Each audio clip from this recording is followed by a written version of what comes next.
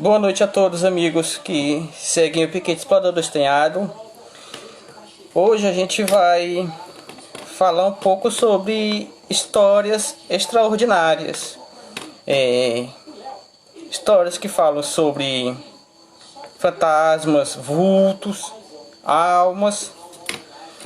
E esse relato de hoje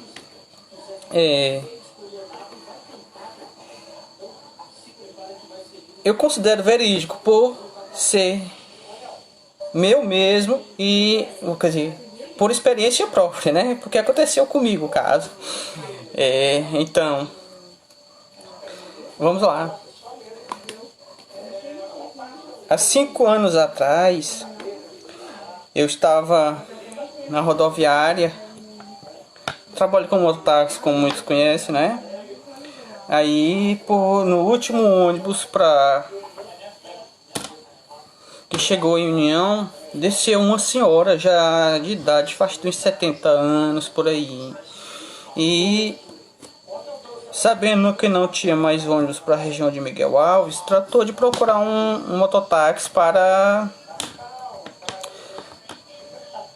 que a levasse até a localidade onde ela morava, na zona rural, que fica praticamente na divisa de Miguel Alves com União. Então, aí ela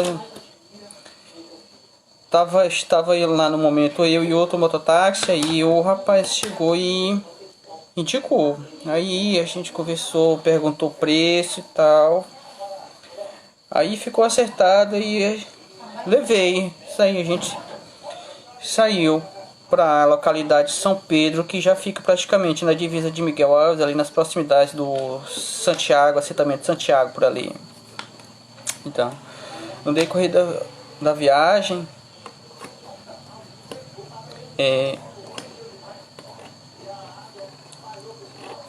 até a localidade Juá, foi tranquilo, sem nenhum intempérie. Mas de lá pra frente começou a chover. Uma chuva rápida, mas grossa. Mesmo assim a gente optou por continuar, dar seguimento à viagem, né? Deixar sem se importar com a chuva. Tá, a gente foi com uma velocidade um pouco reduzida, bem devagar, para não ter risco de acidentes ou escorregadio. E quando chegamos na localidade Santiago, a chuva cessou, parou. Aí ficou só no sereninho brando, bem fino. Aí a gente entrou na estrada que dá acesso ao assentamento São Pedro, ali na região ali do Santiago. Aí fomos, ela me indicou. Paulo não sabe o que é nada, fica falando que é história de pescador. Pior do que história de pescador não é, né? Porque não foi nem rio.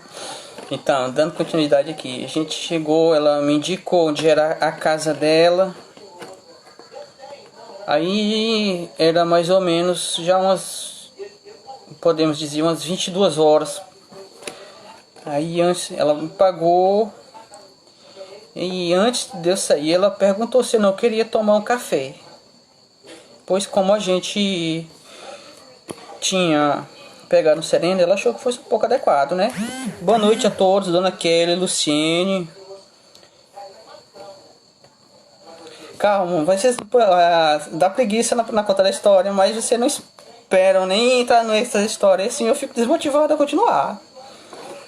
Aí ela me ofereceu café, mas como já considerava tarde, eu não aceitei. Disse, não, eu vou embora.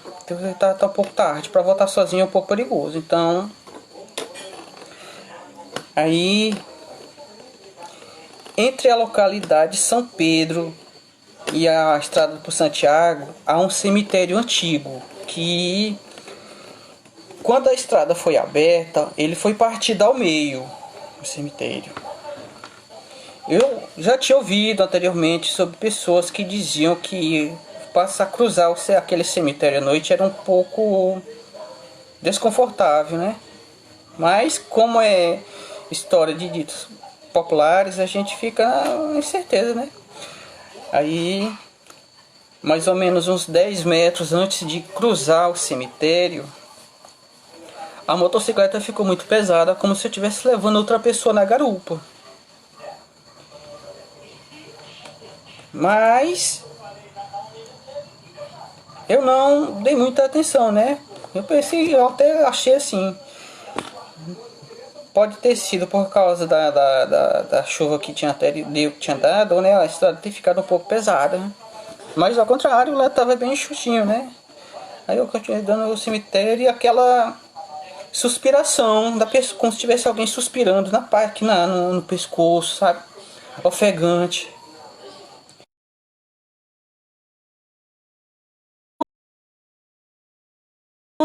Mas o cemitério ficava. Aí, quando eu já estava quase saindo do cemitério, eu senti aquela vibração, a moto, como se a pessoa da garupa tivesse pulado e feito aquela vibração de salavanco, né? E isso foi até quando eu saí já na estrada de Santiago, demorou mais ou menos uns 2 quilômetros, aí o peso da moto sumiu, ficou leve, leve, leve, sabe? Uma diferença tremenda. Aí eu voltei de lá pra cá matutando com isso, como é que pode? Eu sem ninguém na garupa e esse peso como se fosse.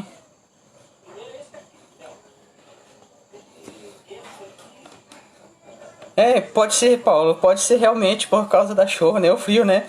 Mas só quem passa por essas situações é que sabe aquele frio na espinha que dá. Você vê, as pessoas comentam, não, eu vi vultos, vi essas coisas, aí a gente fica naquela. Não é frouxo não, Jacó, é porque é coisas que acontecem inesperadamente, pô.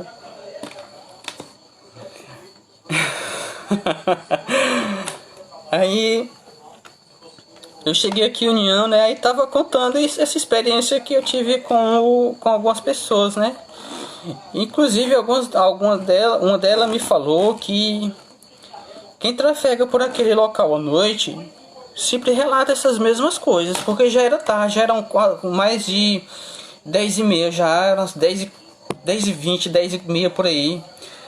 Aí tudo fechado, não tinha ninguém, nem mesmo nada, entendeu? Eu fico assim, causa medo, eu não nego, fiquei com medo realmente mas essa sim, só a primeira das vezes que eu tive que sair à noite para fazer corrida, tarde da noite, e se deparar com situações assim.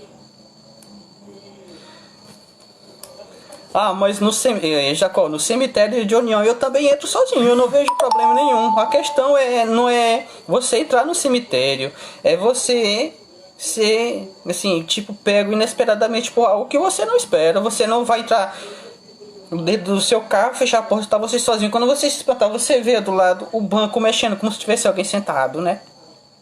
Então o X da questão não é você entrar em cemitério ou entrar em igreja à noite, essas coisas, porque dizem que é locais onde há almas penadas, essas coisas. Então essa foi a primeira experiência que eu tive antes de me juntar ao Danilo Reis nas pesquisas do Piquete Explorador do Estanhado. Então, nesse meio tempo, muitas coisas já aconteceram.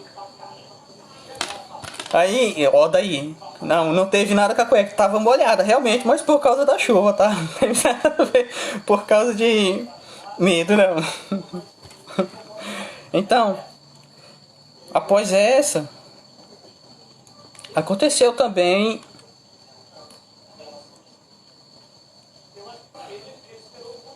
Dona Kelly, a senhora já tinha me comentado isso realmente dessas experiências que a senhora teve, inclusive da véspera que a senhora se acidentou.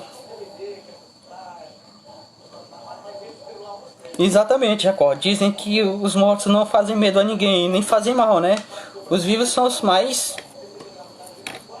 temerantes, né? Pra gente tem que temer. Mas, como eu disse, faz parte do folclore, da crença popular, essas coisas de alma penada, vultos, né? Aí, a gente vê. A outra experiência que eu tive foi na estrada de Lago Alegre. Eu tive que ir deixar uma pessoa, um conhecido lá em Lago Alegre. E isso era por volta de 10 da noite, reparem. Geralmente isso acontece nesses horários, né? Que é pra ver se a gente é o mesmo que dizer que ninguém acredita em bêbado porque bebe cachaça. E foi pra Alegre, né? Daqui pra lá tudo bem, nada demais. Viagem normal. O negócio foi de lá pra cá. Quando chegou ali na região do Salobro, eu olhei pelo retrovisor e observei uma luz que aparentemente se movimentava junto. Quanto mais eu acelerava, mais aquela suposta luz seguindo. Até certo ponto que cruzou, passou por mim e foi como quem fosse esperar lá na frente.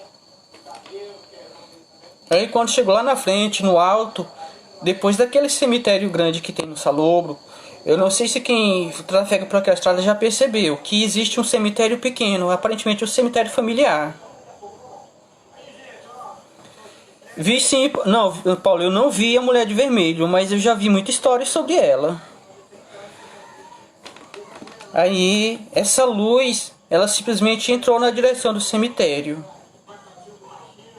Mas sabe como é, né? Sozinho numa estrada, sem nada, então a gente não vai parar pra observar o que estava acontecendo. Então eu só fiz acelerar e seguir em frente. Quando chegou lá naquela descida, depois do tabuleiro, entre aqueles dois morros grandes,